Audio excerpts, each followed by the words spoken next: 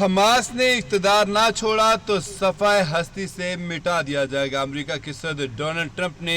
ایک بار پھر دھمکی دہرا دی۔ امریکی نشریاتی ادارے کی رپورٹ کے مطابق ٹرمپ نے کہا ہے کہ حماس نے اقتدار چھوڑنے اور غزہ کا کنٹرول دینے سے انکار کیا تو اسے مکمل تباہی کا سامنا کرنا پڑے گا۔ جب امریکی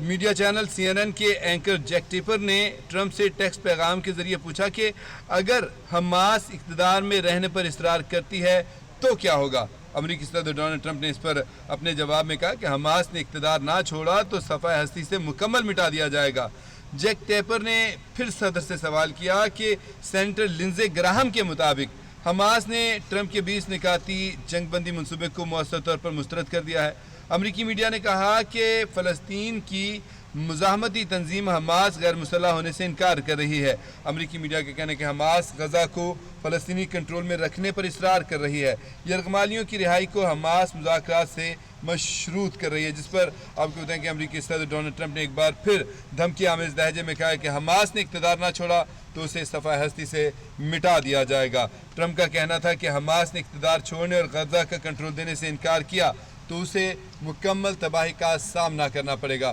جیسا کہ آپ جانتے ہیں کہ 20 نکاتی فارمولہ منصوبہ جو ہے وہ پیش کیا تھا امریکی صدر ڈونلڈ ٹرمپ نے اپنی پریس کانفرنس کے دوران، اور اس کو کافی حد تک سراہا گیا، جس کے اوپر بہت سارے ممالک نے خراج تحسین بھی پیش کیا، اور البتہ قطر کی طرف سے بعد میں آیا کہ اس میں کچھ باتیں ایسی ہیں جس کے اوپر ترمیم کی جا سکتی ہیں، ان کے اوپر بات چیت کی ضرورت ہے۔ تاہم دوسری طرف سے حماس کے جو رہنما ہیں موسیٰ ابو مرزوق، انہوں نے الجزیرہ کو ایک بیان جاری کیا تھا جس میں انہوں نے کہا تھا کہ ہم فوری طور پہ جو مذاکرات ہونے جا رہے ہیں اس میں ہم شرکت کریں گے۔ انہوں نے حامی بھری تھی، اور اس کے ساتھ ساتھ انہوں نے یہ اندیا بھی دیا تھا کہ جو اسرائیلی یرغمالی ہیں ان کو حماس رہا کر دے گی، اور اس کے ساتھ ساتھ انہوں نے کہا کہ دیگر معاملات کے اوپر بھی جو ہے ہم جو فلسطینی اتھارٹی نہیں بننے جا رہی ہے اس کے حوالے اقتدار اس کے حوالے کرنے کے لیے تیار ہیں۔ تاہم ٹونی بلیئر کے کردار کو اس ساری صورتحال میں انہوں نے مسترد کیا تھا، اور یہ حماس کے اس بیان کے بعد امریکی صدر بھی خاصے خوش نظر آئے، اور دنیا بھر میں ایک بڑی خوشی کی لہر دوڑی تھی، اور سب نے خیر مقدم بھی کیا تھا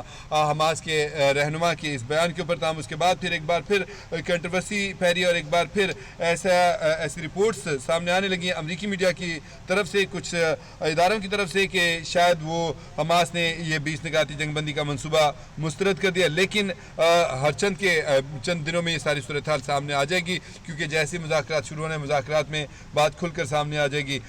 ان ساری خبروں کے بعد امریکی صدر ڈونلڈ ٹرمپ نے ایک بار پھر اپنے لہجے میں سمجھے کہ تلخی گھولتے ہوئے ایک دھمکی آمیز لہجہ اختیار کرتے ہوئے انہوں نے کہا کہ حماس نے اقتدار نہ چھوڑا تو اسے صفحہ ہستی سے مٹا دیا جائے گا۔